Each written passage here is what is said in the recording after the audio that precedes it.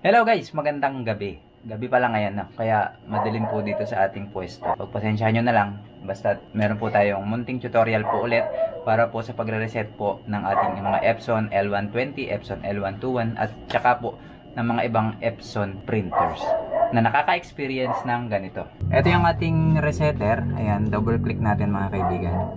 Tapos ay particular adjustment mode. Ito ang kalimitang ginagawa natin pag magre-reset tayo, di ba? Kung hindi pa po kayo marunong mag-reset, may tutorial na rin po ako diyan. Ilalagay ko po diyan po sa description yung link kung paano po yun gawin. At saka syempre gagawin din naman natin siya dito para makita nyo po kung paano po siya gawin. Waste ink pad counter and then click natin yung OK.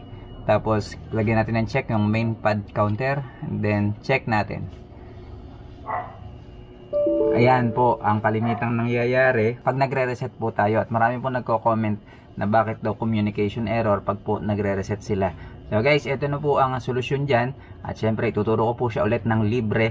Kaya lang po, please po paki-like po yung ating video at paki-subscribe kung bago ka lang po dito sa aking channel. Okay, close na natin to muna mga kaibigan. Close. Ang gagawin natin mga kaibigan ay ganito. Pakita natin yung ating printer. Ang printer natin ay, ayan, papansin natin mga kaibigan, ang printer natin ay nagbi-blink. Alternate po ha. Ayan po, alternate po dapat, hindi po yung magkasabay na nagpa-flash na ganyan. Pag magkasabay po, iba po ang sira ng printer mo. May tutorial na rin po ako noon kung paano po ayusin yung ganun pong klase ng problema sa ating pong mga Epson printers. Dito na tayo, balik tayo sa computer. Ngayon mga kaibigan, dito tayo sa ating computer. Dito sa search bar mga kaibigan, i-search natin yung control panel. Ayan. Control panel. Ayan. Open natin ang control panel. Pag na-open natin yan, hanapin natin yung devices and printers. Ito siya. Click natin. Kasi hintayin natin siyang mag-open. Ayan. Makikita natin napakarami ng mga devices na connected sa ating pong sa ating computer, no?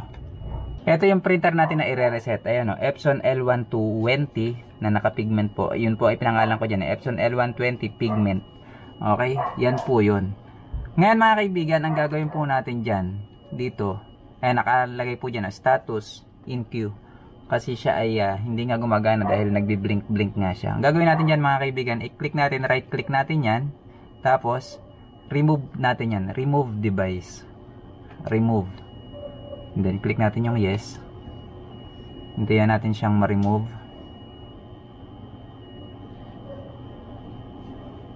Okay. After natin ma-remove, patayin natin yung printer natin.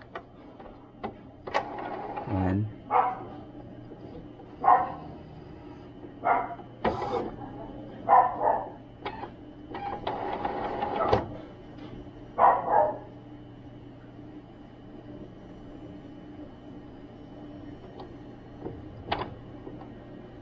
At after natin mapatay yung printer natin, bunutin natin ngayon yung USB. Ito yung USB nya sa ating CPU, or kung laptop yan, bunutin nyo po muna.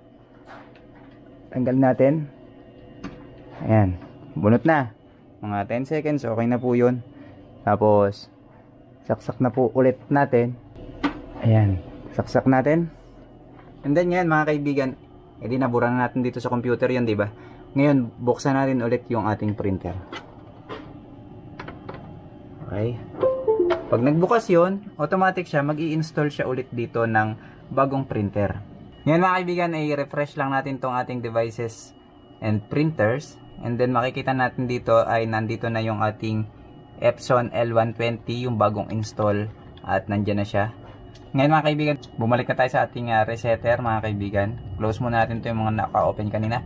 Close. And then ito na yung ating resetter mga kaibigan.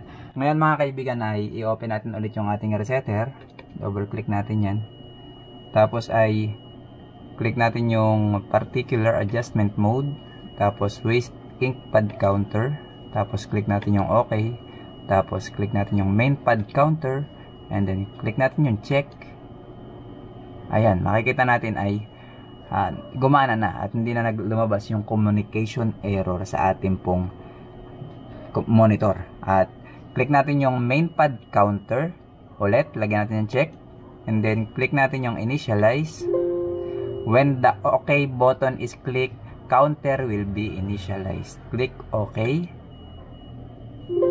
Please turn off the printer. I-off ko lang ang printer. Off. Ayan, na-off natin yung printer. Ayan, na-off na yung printer. Tapos ngayon, i-okay natin to.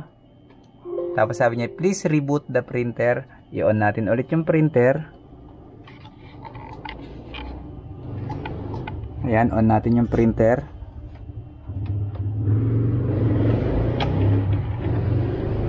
Tapos maghintay tayo sa monitor. Ayan, gumagalaw na ang head ng printer natin. Ayan. Ayan, na-on na natin. I-okay natin yan. Yung sabi niya, please reboot the printer kasi nagawa na natin. I-okay natin yan. And then, click natin yung finish. Okay? And then, close na natin itong ating mga adjustment program. So, ayan guys, hanggang dito na lang po itong aking video. Kung kayo po ay nakaranas ng communication error sa inyo pong pagre-reset ng inyong Epson printers, sana po kayo natulungan at sana po ay huwag niyo po kalimutang mag-like and subscribe. Hanggang sa susunod po ulit tutorial. Bye-bye!